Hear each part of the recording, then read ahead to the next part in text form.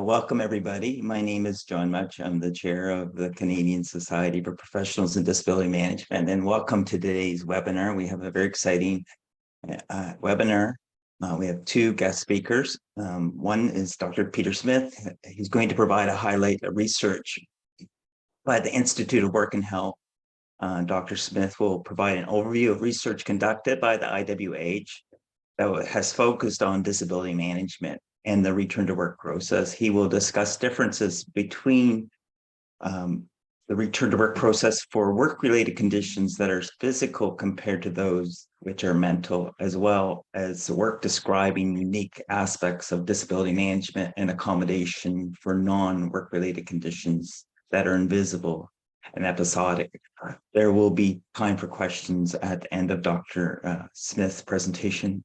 We also have Dr. Sulsky here, who will summarize the results of a two-wave analysis of the professional standards for CDMPs, including edits and possible inclusion of new standards. Dr. Sulsky will share the method which he involved in initial review by subject matter experts of 169 CDMPs.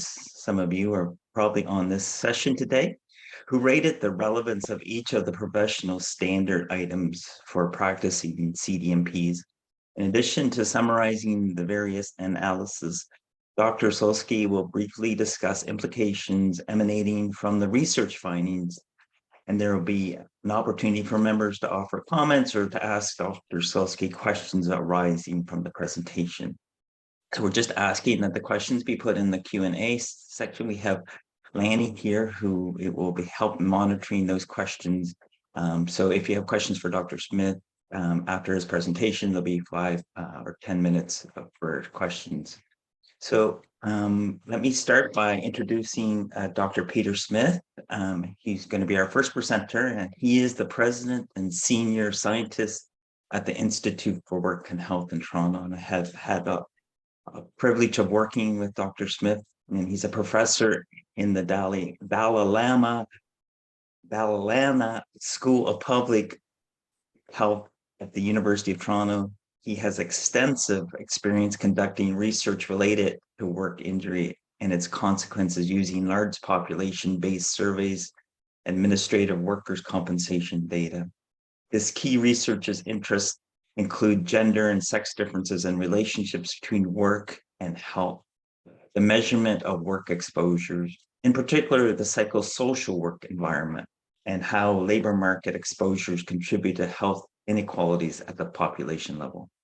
The Institute for Work and Health is a Canadian leader in work injury and disability prevention research.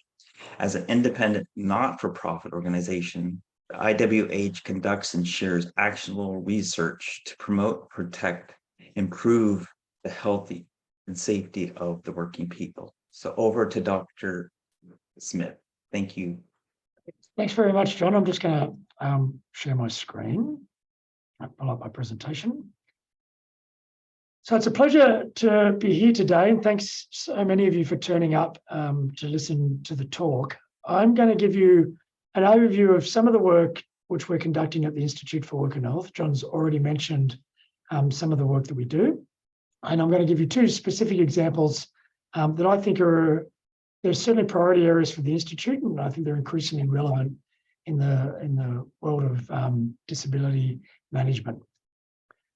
So that's just the overview. I'll tell you a little bit about the Institute and then focus on differences in return to work, a project which we've done based in Victoria, actually, in Australia, on the differences in return to work for psychological versus musculoskeletal conditions. And then also some ongoing work that we're doing as part of the ACE project, which is the accommodation of episodic and invisible disabilities at work, around decisions around disclosure and accommodations for conditions that impact someone's ability to either stay at work or keep working at the same level that they're currently working. So for those who are not familiar with the Institute, we're based in Toronto, Ontario. We have a vision of healthy, safe and inclusive work, which is generated through conducting excellent research. And our mission as an organisation is not just to conduct, but it's also to mobilise research that can support policymakers, employers and workers in creating healthy, safe, and inclusive work environments. And we're guided by the values that are listed at the bottom of this slide. The excellence, integrity, innovation is how we conduct our work, and the respect, collaboration, and equity is how we engage with other stakeholders and researchers in conducting that work. And obviously, as an agency that receives public monies, the Institute is provided, most of our funding is through the Ontario Ministry of Labour, Immigration, Training and Skills Development. We have an accountability to be spending that money wisely. In terms of the Institute's research focus, this diagram sums up the relevant areas that the Institute focuses on. First part is the reciprocal relationship between work and health. So we do research in two broad themes. One is to understand how working conditions impact health. And the second is to understand how health impacts someone's ability to either return to work or stay at work. Within those two broad themes, we have 6 priority areas which we're looking at over the next 5-year period. They include the changing nature and the future of work, how work and society are integrated into each other, organisational context and workplace size, in particular with a focus on small business, addressing long-standing issues such as the stability in claim rates for musculoskeletal conditions, critical injuries and fatalities, and trying to figure out ways to reduce those, better understanding how factors around worker diversity and inclusion impact occupational health and safety and return to work, and mental health and work. Because the Institute is a multidisciplinary research environment, we have staff from a variety of different disciplines. I'm an epidemiologist, but we have staff who are economists, we have ergonomists, psychologists. We can look at work, or we choose to look at work from both the perspective of the worker, the workplace, and a system level perspective. You can find out more about the Institute if you go to our website, www.iwh.on.ca. So first of all, I'm going to briefly just cover these 2 research projects. They're at a fairly high level because I just want to get through the main findings of the research and its implications. But I am happy to take any particular questions from people at the end of the presentation. So as I said, the first one focuses on differences in the return to work process between work-related psychological and musculoskeletal conditions. And in this particular project, our focus is on focusing on injury type as our primary explanatory variable, and then looking at how does the type of injury that someone sustains, how does that impact important predictors of return to work, and how does those differences in turn influence return to work outcomes. When we think about the area of work disability, this is from Patrick Wazell in 2005, which was focused on musculoskeletal conditions, but I think it's broadly generalizable to other types of conditions. We'd like to focus on 4 different areas. Understanding what's happening at the individual level, which is down the bottom of this diagram, understanding what's happening at the healthcare system level, which is on the left-hand side, the workplace system level, which is on the top, and then the legislative or insurance system level. And these things will impact and interact with each other in terms of understanding worker disability. So we can't just focus on the healthcare system or just focus on the workplace system, but each of these factors has a role to play in terms of influencing worker disability. So in this project, we focused on selected factors within each of these broad arenas: personal, healthcare, workplace, and system level factors.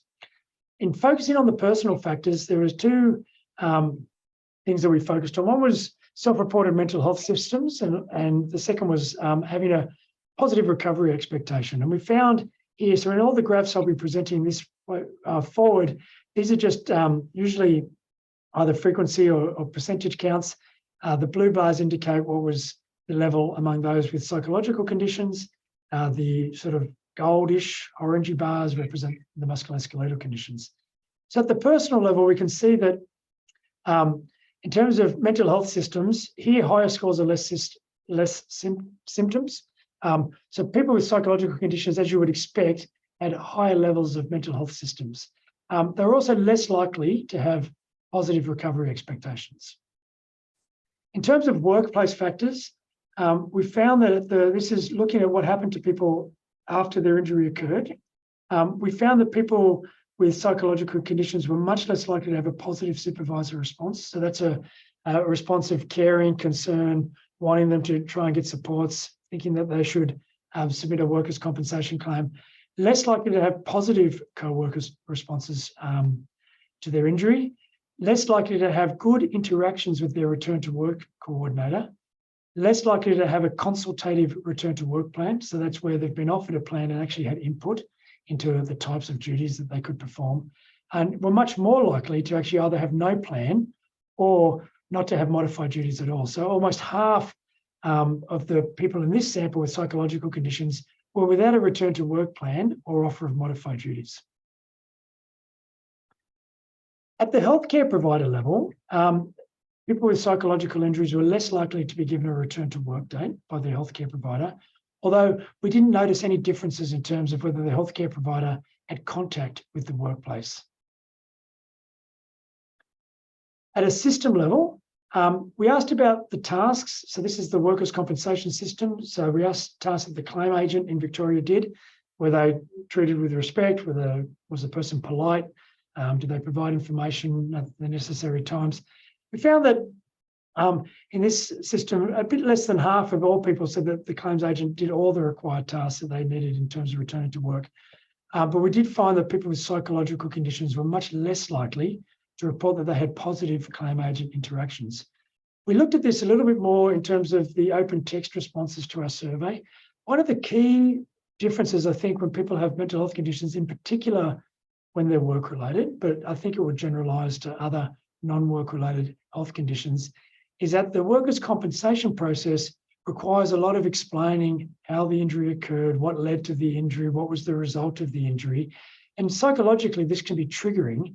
And so they tend to have very negative claims agent interactions because they've constantly got to revisit the psychological trauma that they've experienced in order to get and demonstrate that it's work-related in order to get their claim accepted. And the adjudication of these claims, because they're quite complex, can extend for an extended period of time compared to musculoskeletal conditions, which are also reasonably complex claims. In terms of the sustained to work, so we looked at people with their sustained to work at three different time points. Time one, which was as soon as we could after the injury, time two, which was 6 months after that, and time three, which is another 6 months after that, so 12 months after the time one. And we did note differences in return to work, sustained return to work. So this is people who had been at work, back to work for 28 days or more. Differences at time one, differences at time two, and smaller differences at time three. We did find for the psychological conditions, there was increased in return to work rates over time.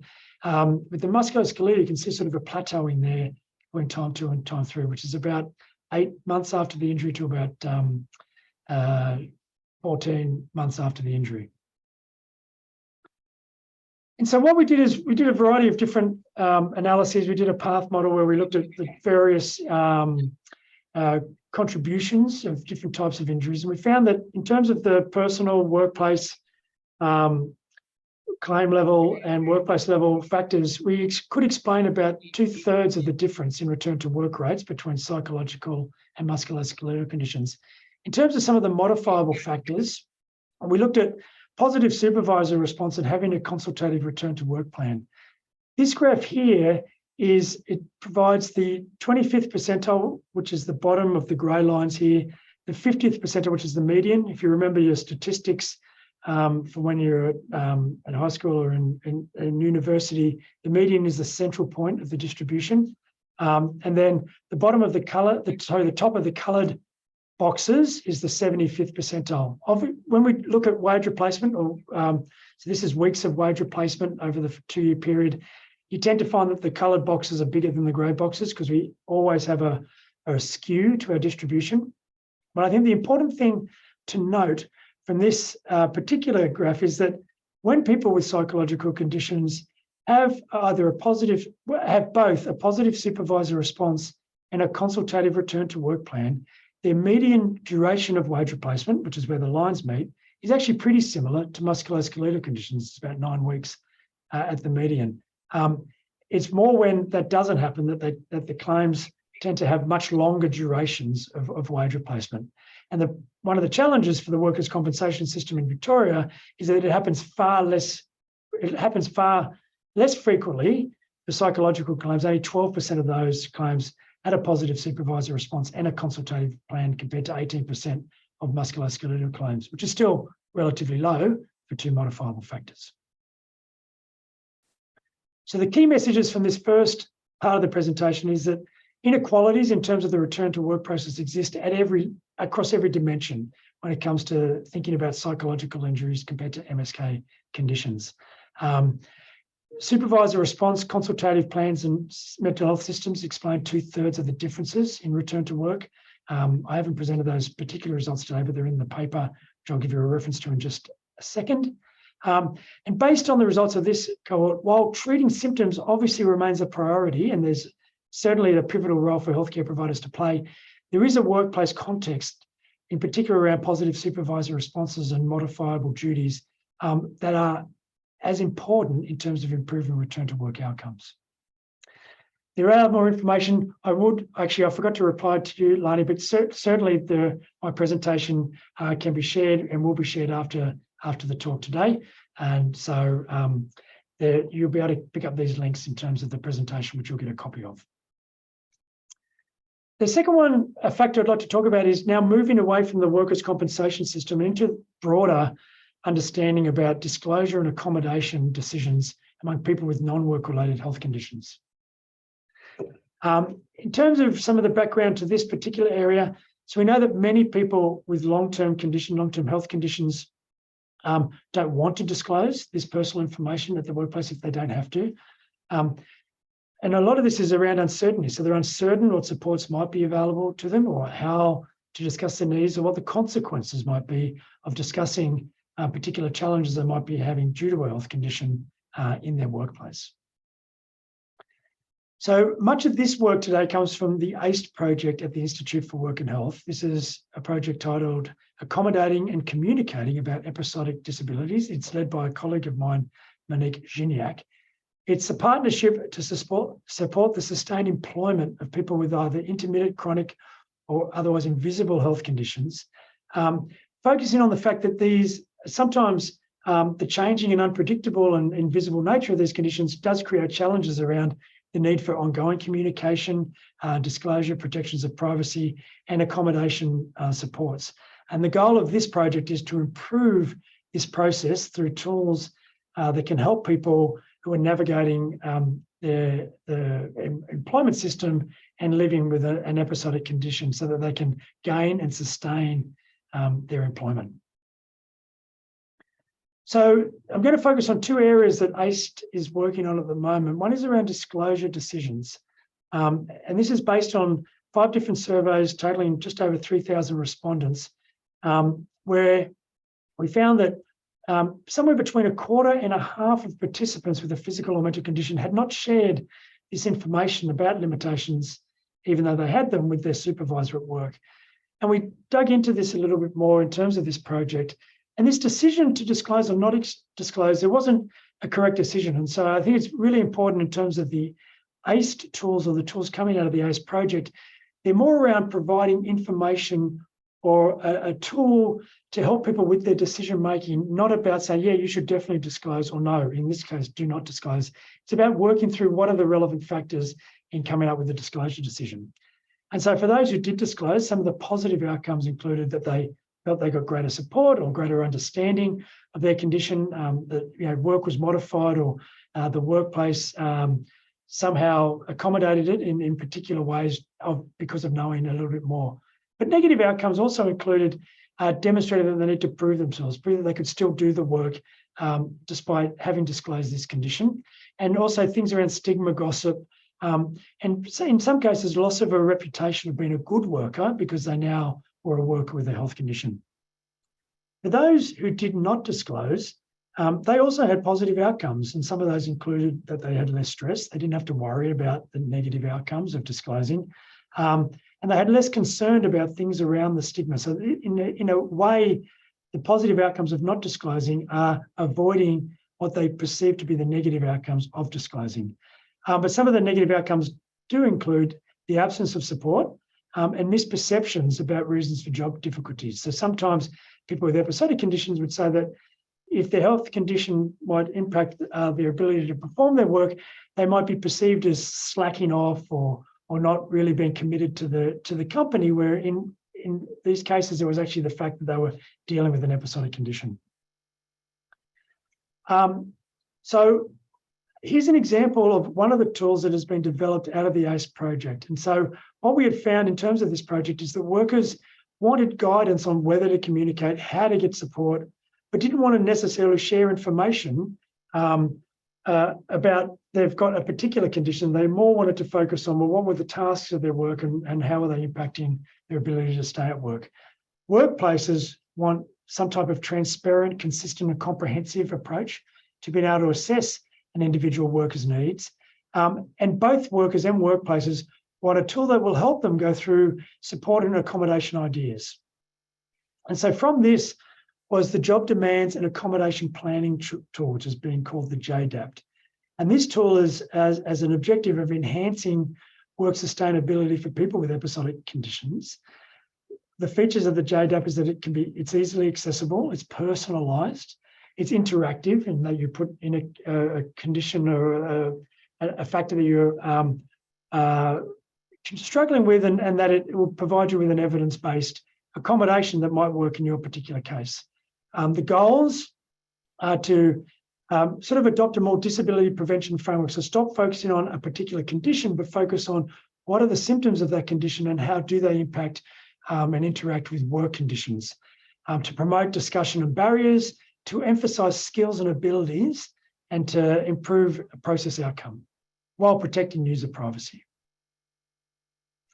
And so, as I've sort of described up to this point, when it comes to the JDAP, the focus is really on the work demands that can be challenging, but not on necessarily the health or the disability diagnosis. So this is a requirement of your work. You have trouble with this particular requirement of your work.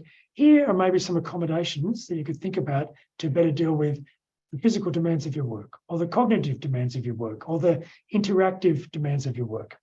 So it guides users through a simple series of questions about their job tasks, about their working conditions, and then it provides this list of personalised support ideas which could be relevant to their job demands, and that they could integrate if they were having discussions with their supervisor or their workplace about accommodation needs. And so the focus is that they could say, well, I'm having trouble with this demand. Here is something that might work. Could we try it out?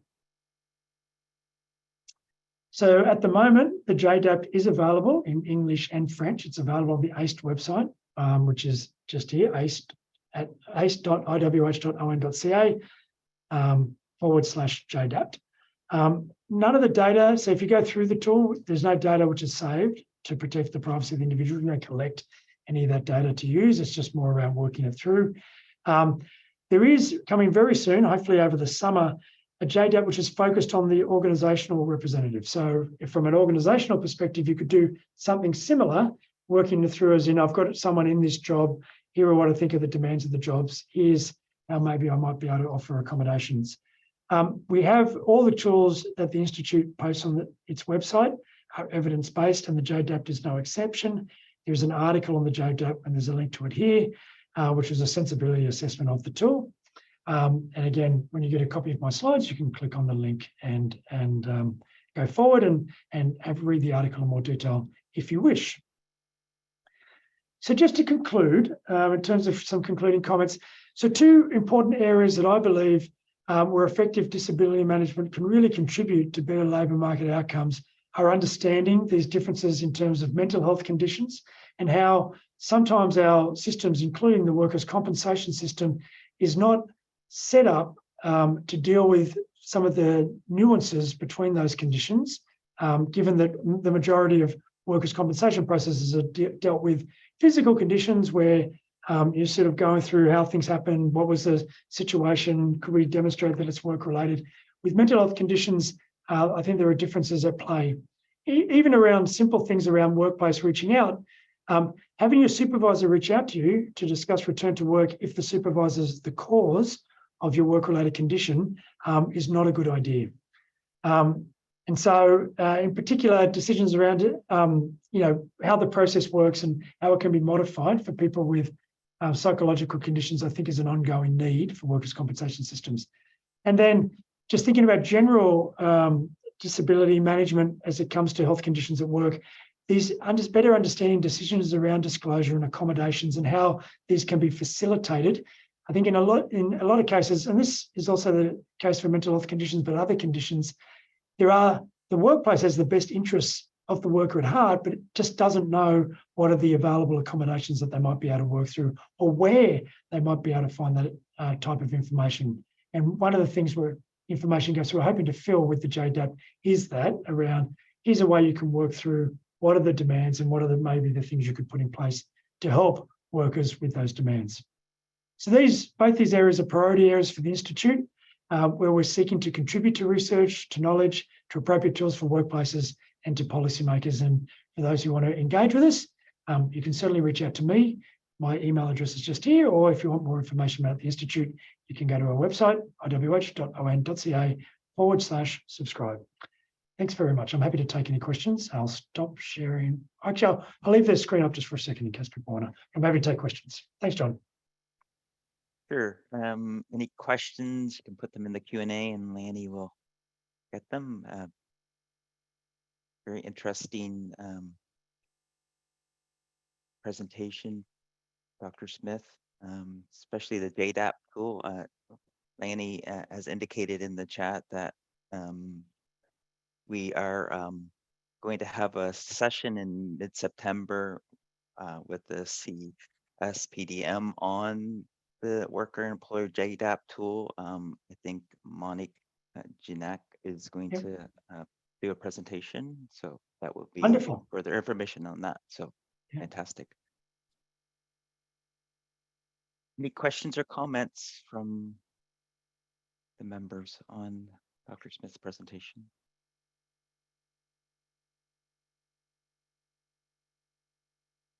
That's the presentation will be made available.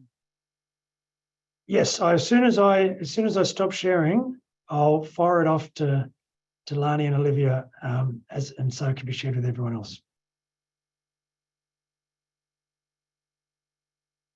Lots of good comments and thanks of appreciation for your great presentation, but no questions, Dr. Smith. So, yeah, is there, Lanny? Have you got any questions? Sorry, get myself off. You know what? I did have a question for Dr. Smith. I'm not surprised by the comparison between the physical and the psychological, and the return to work and the outcomes and the factors there. Is this, do you guys share work or have open discussions with WorkSafe BC about some of these findings, or not WorkSafe BC, but workers' compensations? Are they interested in this type of information? I was just curious. Yeah, so I think certainly WorkSafe Victoria was quite interesting. I mean, I think it's the same with WorkSafe BC, and I imagine it will become the same with the Ontario Workplace and Insurance Board. The ability to effectively get people with psychological conditions back to work is a huge focus of that system in Victoria, in that they are the most costly claims. They tend to have the longest duration. Sure. So there's, I think at the moment, as awareness is building about the fact that psychological conditions can have a work-related component, and that there are systems such as workers' compensation systems which are legislated to cover those types of injuries. I think that you'll find that there's an increasing number of those claims being submitted to the different workers' compensation systems. And if they're not effectively dealt with, it can really prolong the duration. I think one of the biggest challenges in Victoria is that they take, on average, about 30 days to adjudicate each of these claims, at which point a person's not in discussion with their workplace, they're off work, and they're not receiving any healthcare to help them. So by the time you get to them and get them connected with the workplace, attached to a healthcare provider who can help them work through these issues, you've let a month go by, sometimes even longer.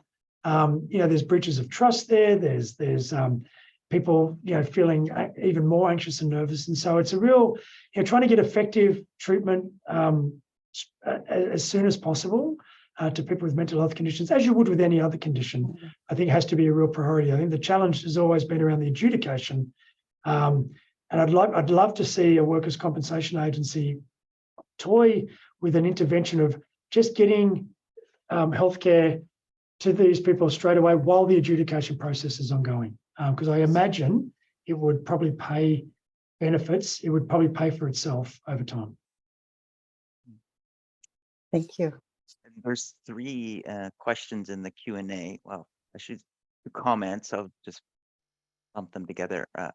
Comment was not surprising to see results of MSK versus mental health indicators as the duration results from WSIB in Ontario are high.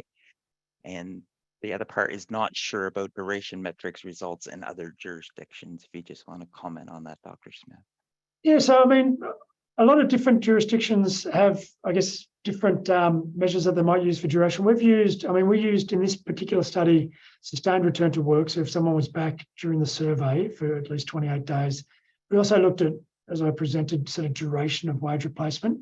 I think some of the other metrics I would like to see incorporated is, which we've seen actually even with physical conditions, is if you were to go back to someone, say 18 months or 2 years after their injury occurred, are they still with their employer? And if they're not, was the separation voluntary or involuntary? Because I mean, I do think sometimes what we hear is that the people return to their workplace and they'll stay at their workplace, and then later on something will happen and they'll either have to leave their workplace or be forced to leave because things haven't been changed, or maybe they've have a severance with the workplace. So I think it's really important to, I guess, expand not just from understanding how long did it take them to return to work, but did they end up staying to that workplace, or did they want to stay at that workplace but were unable to for whatever reason? Thank you. There's a question. Can you elaborate more on what the required tasks that the claims manager did not do and impact? I can try. So it's things. So it's things like, did they treat you with respect? Were they polite? Did you feel like they were listening to you? Like, were they, I guess, listening to this particular aspects of your conditions? Did they provide you with the right information at the right time? Did they communicate about the complexity of the return to work process? So there's about 6 things that we went through. As you can see, I can go back to that slide. They've sort of, we pulled them from WorkSafe Victoria's their guide, as in, this is what you can expect. So this is what you can expect when you engage with this. And you can see for both musculoskeletal and psychological injuries, less than half of the people said that they got all those tasks. So again, that was a good learning for WorkSafe Victoria, and then it's like, oh, so here's where we're falling down. A lot of it's around providing the right information at the right time and explaining the complexity of the return to work process. So most people agree that people are polite and they are treated with respect, but it's about the I guess what we hear is that for most people in workers' compensation, and you would know this, John, it's like a tsunami of information at the start, and then they're trying to work through what's relevant now, and as the claim goes on, there are things that they heard at the very start that are relevant now, but they've forgotten about them. And so it's really about trying to navigate the process with so much information in front of you. Good. Question about one factor that seems to be important is positive supervisor response. Can you give us an example of positive responses? Yeah, so showing concern, believing that the condition was work-related, encouraging you to submit a workers' compensation claim. These would be the things that we describe as positive. And then the negative ones were didn't believe you, thought you were faking it, actively discouraged you from submitting a workers' compensation claim. And then I think it's just around sort of 1, believing that this injury has actually occurred, 2, being concerned about the injury actually occurring, and 3, providing some guidance about what are the supports that might be available would be the 3 key factors around having a positive response. Is there a plan for a workshop to use the JDAP tool? Yeah, so I think Monique is, so it's great to hear that she's presenting later on in September. I think if there was, yes, I mean, if people are interested in going through the tool or trying out the tool, certainly you can just go to the, first of all, go to the ACE website, to the JDAP tool, run through it yourself. And you can either reach out to me or I can put you in touch with Monique if there's an interest in having some type of workshop to go through the tool. There are a number of, there is a speaker series presentation which was done earlier this year where Monique had gone through the JDAP, which is available on our website as well. But if people have interest, certainly feel free to reach out to me or to Monique, and we'd be happy to answer any questions or provide any more information. Just one last question. Any specifics on a worker who has diabetes? What is the research in this area, if there's any, that you would know of, Dr. Smith? Yeah, so I think, so one of the things that I guess that the JDAP would encourage is, rather than focusing on diabetes as a condition, focus on the demands at work that might be challenging due to diabetes. So it might be that there's challenges around needing a bit more flexibility around start times and stop times, needing to take regular breaks if you need to monitor blood glucose levels or inject insulin. And so the JDAP would have you focus on what are those demands. So are you required to work continuously without a break? If you need to have a break, you'd say, well, yeah, I find that challenging with my health condition. So you don't have to disclose that it's diabetes, but just that here's something you find challenging. And then it would give you solutions. Okay, well, here are some things that you might be able to discuss with your workplace about that particular work demand. And so I think one of the challenges, I guess, in a workplace system for a non-work related injury, there is not a necessity to disclose the type of condition. It's just that here's the type of demand I'm struggling with. Can I get an accommodation due to a health condition? It's a little bit different in the workers' compensation system where people know about the type of injury. But so I guess from diabetes perspective, it's about focusing on what are the demands that diabetes makes difficult, and then what are the solutions to those demands. Good. A lot of interest in this tool, Dr. Smith, which is good. Because we served our purpose here. So thank you very much. We are done the first part of our speaker session. We'll move on to the second portion, which is Dr. Lauren Sulsky is a full professor of human resources management at Memorial University of Newfoundland.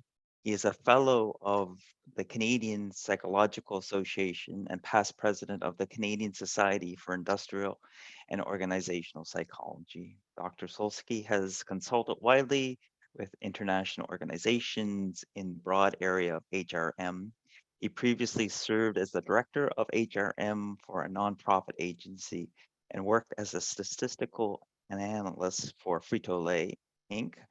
Dr. Sulsky has had a long-standing professional relationship with NINMAR over the past 30 years, performing a variety of professional services, including a psychometric assessment of the NINMAR disability management auditing tool. Dr. Sulsky has published and presented numerous papers in the broad area of human resources management and is the co-author of Sulsky and Smith 2005 text entitled Work Stress, which is a Thomson Wadsworth publishing. He is past editor of the Canadian Journal of Behavioral Science, one of the 3 journals published by the Canadian Psychological Association. Currently, he serves on the editorial boards of 4 academic journals, including top journals such as Journal of Applied Psychology, where he is the consulting editor. So let's welcome Dr. Sulsky. Thank you. Thank you very much for that introduction. Can everybody hear me okay? Yes. Yep, we can hear you. Excellent. Okay, so I'm just going to upload here my slide deck. And thank you, John, for that introduction. As John indicated, I'm currently at Memorial University. I'm specifically in the Faculty of Business Administration. And the title of my brief presentation is the CDMP and CRT-WC professional standards, a psychometric, quantitative, and qualitative assessment. So a couple of years ago, it was decided that it would be a good idea to look at the professional standards for CDMPs and return to work coordinators. There's been a lot of changes, as we all know, in the last decade, but especially in the last few years in terms of the way work is done, the great advances in technology and how that affects the workplace and everybody's experience with work. I know from a personal standpoint, the way I do my job has greatly changed. I teach entire classes using Zoom now. I mean, that was inconceivable to me probably just a few years ago. COVID, of course, has introduced a number of new issues and variables to think about when we're thinking about the world of work. And as Peter alluded to in his presentation, the focus on mental health and the increased awareness of mental health as a disability. In terms of human rights complaints, mental related disabilities outpace physical disabilities, and that's only increasing over the past few years, and we expect it will continue to increase. So for those reasons, among others, it was seen as really important to look at the professional standards and see if, in fact, maybe there need to be new standards, maybe modification of old standards, and maybe some of the existing standards are now obsolete, no longer necessarily or pertinent. So with all of that, we undertook an analysis of the professional standards. And this analysis was completed in 2 steps. The first step was held in Vancouver, and this goes back to August of 2022. And there were 2 meetings, one in August and then another one in October of 2022. 4 subject matter experts were involved in this phase of the project, Lanny being one of the 4. What we did is we examined the 9 dimensions of the professional standards, and more specifically, the items within each of those 9 dimensions, and with an eye towards looking for possibly revisions or changes to specific items, or maybe even including some new items. So, as I said earlier, there's been so many changes in the workplace, and it's really important to acknowledge that these professional standards need to be dynamic and open to modification as things evolve.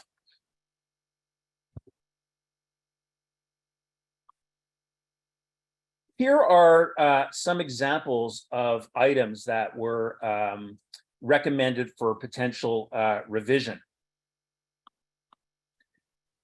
And they're listed here. You can see a number of them relate to cognitive issues, analyze workplace disability factors, applying physical, cognitive, and functional workplace capacity evaluations. I'll just give you a moment to look through these.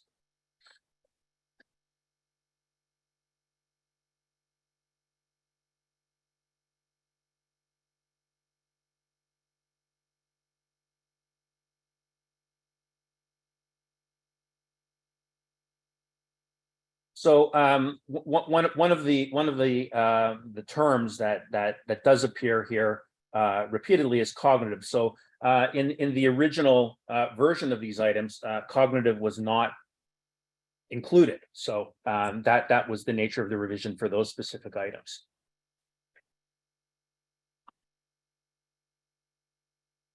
Here's more items that were suggested for modification. Again, the emphasis on cognitive.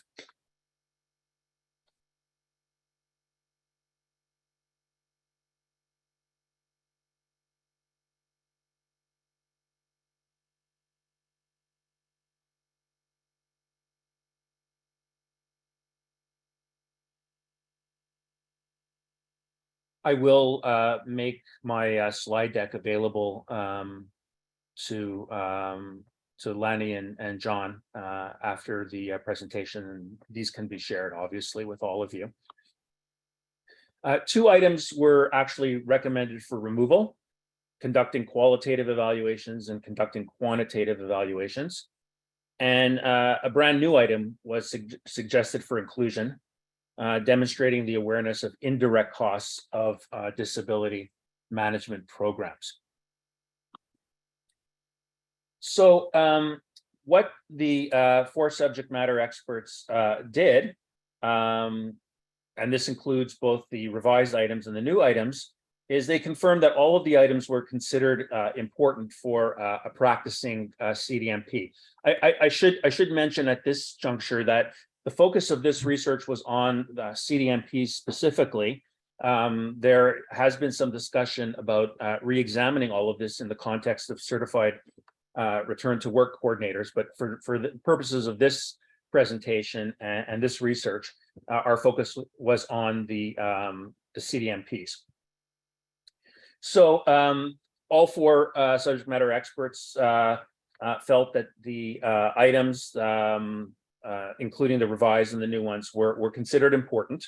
And also for each of the 9 standard dimensions, SMEs chose specific items that were deemed to be particularly important or relevant for a practicing CDMP. One of the primary reasons for going through that particular exercise is, as I'm sure you all know, the professional standards are the basis for the professional certification exam.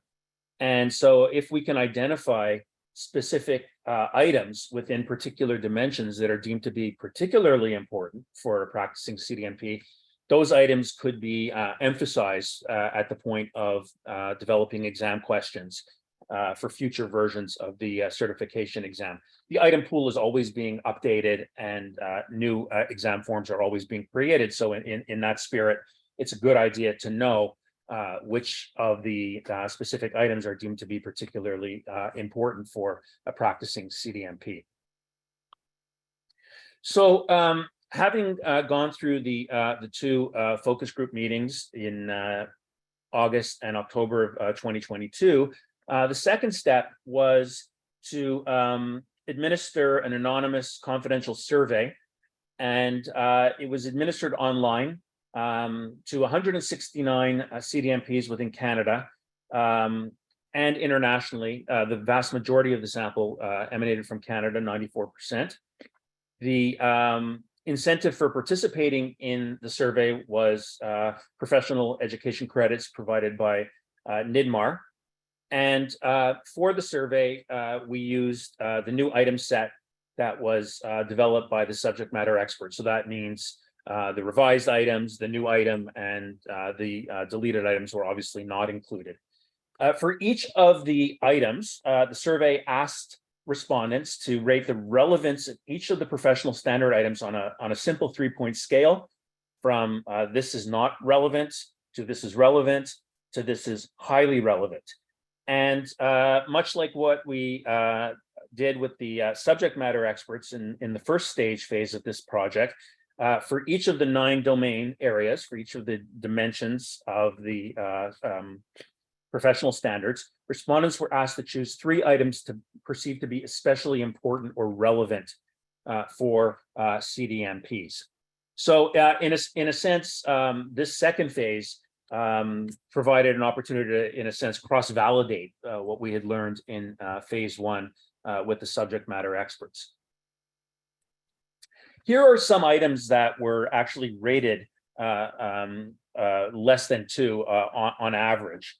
And it's everything from apply knowledge of arbitration and grievance procedures, making oral presentations, presenting the DM process and accomplishments to the broader community, promote the DM program using varied presentation formats, utilize adult learning strategies in developing an oral presentation, assess personal and work adjustment needs, and analyze home and work environments. I should note, however, that although these items in aggregate received a mean rating less than 2, all of the means were very close to 2. So for example, 1.9 or 1.93 or something like that. So they were all around the mean of 2, but just slightly below. So these are items that, if you will, can be flagged can be identified as potential items for possible deletion down the road in future iterations of the professional standards.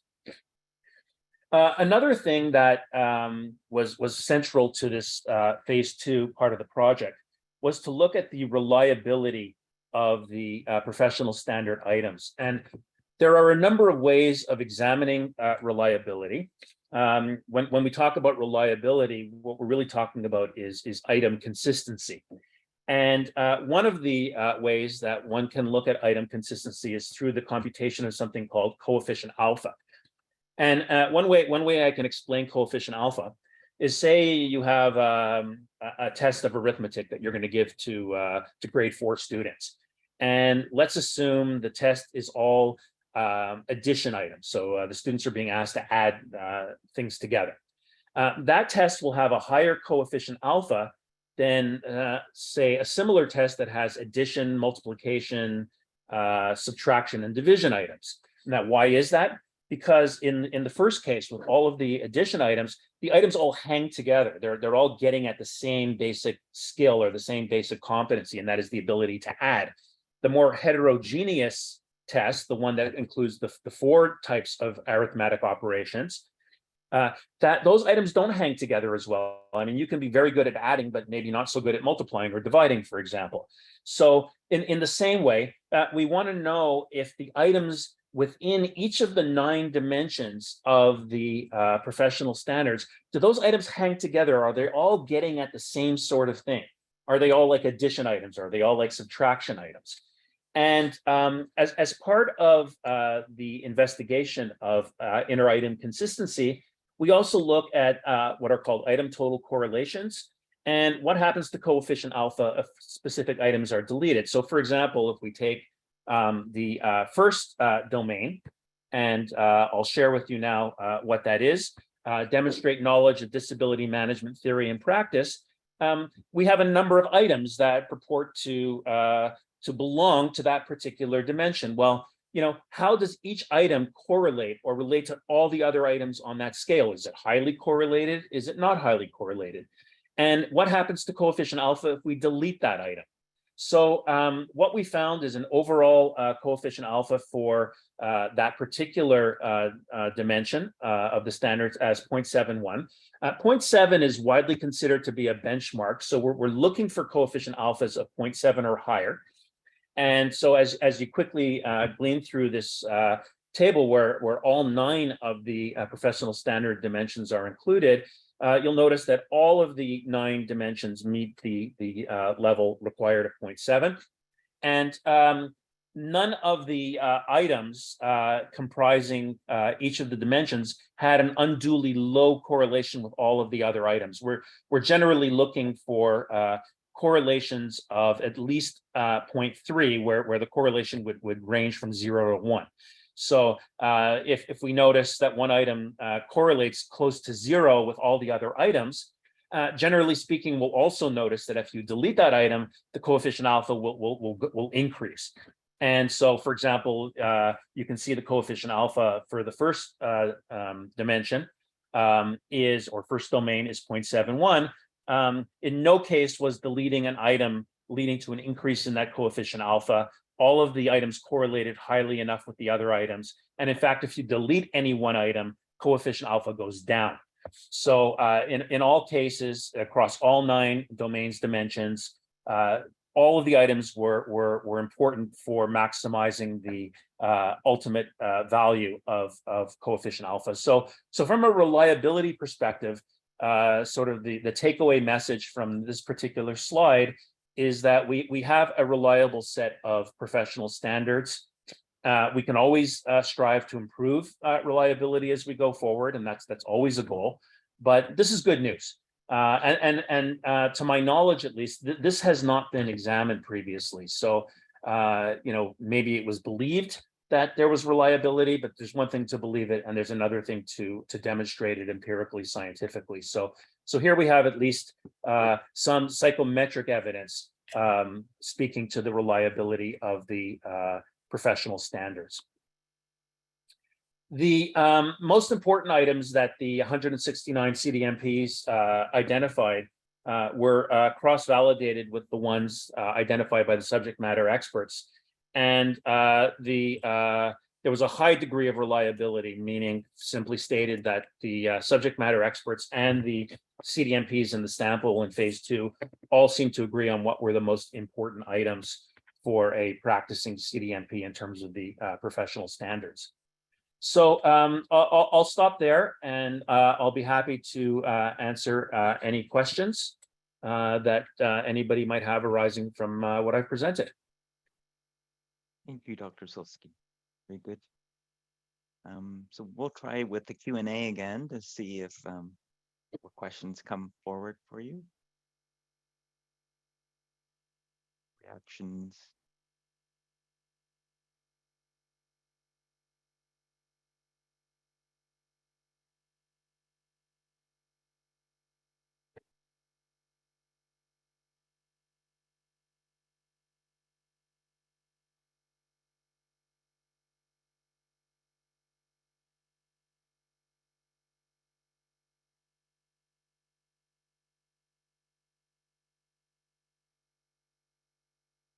So there's a question, were there any surprises in the terms of the CDMP responses? If so, what were they?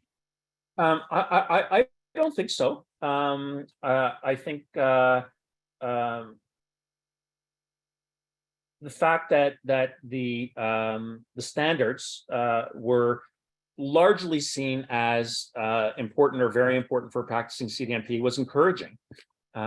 But I don't believe that there were any surprises in the sense that it was surprising to learn that individuals thought this particular item or these particular items were not important when for example the subject matter experts thought they were, etc. So no, I don't think so. I think things pretty much came out as expected, which is good. Now again,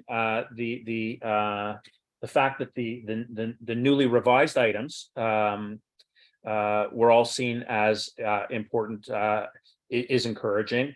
None of the items that were seen as unimportant by the CDMPs were any of the items that the subject matter experts revised. So that's interesting. So the quick answer would be no. Will a summary of the changes be sent to the CDMPs and the CRTWCs? Yeah, well, again, I'll provide the slide deck, and I believe Lenny, do you have my full report? No, actually, I don't.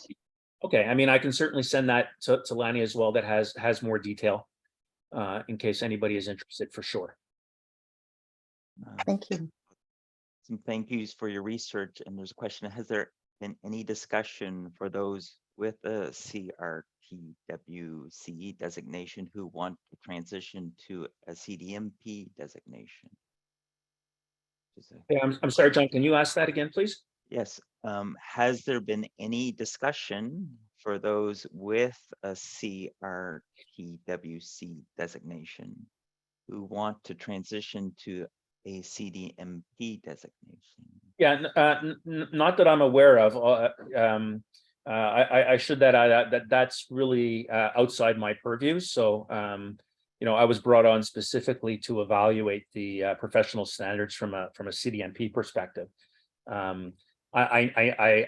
I understand that there's interest within NIDMAR of extending the analysis to the certified return to work coordinators, but I honestly don't know when that's going to happen, and nor do I know what discussions may or may not have been had within NIDMAR about transitioning from a return to work coordinator to a CDMP. True. I think we have to take that away. And John, I was just going to say, I will take that one away and follow up and see. And so I'll see about the individual. I'll reach out to the individual specifically, and yeah, I haven't heard much discussion, but I think it's a good question. Good. Further question: is there any consideration to endorse any of the recommendations? If so, when? So my analysis was given to NIDMAR, and my understanding is there's going to be item writing workshops in the coming year for the certification exam that are going to take into account the new standards. And so we're going to see this work actually lead to new items being created for the certification exam. And so I would expect the last round of exams was written just in the past month. So the exam for 2024 will incorporate the new standards, the updates to the standards for sure. And so the question is, thus will existing CDMPs have to recertify or update their knowledge? And it's probably a question that we have to again take away, Lanny, to NIDMAR. Yeah, I'll go out on a limb here. I don't think that's going to be required. But of course, that's not for me to say because I don't work for NIDMAR. But I believe that, you know, if you have the certification, if you've passed an earlier version of the exam, you're good.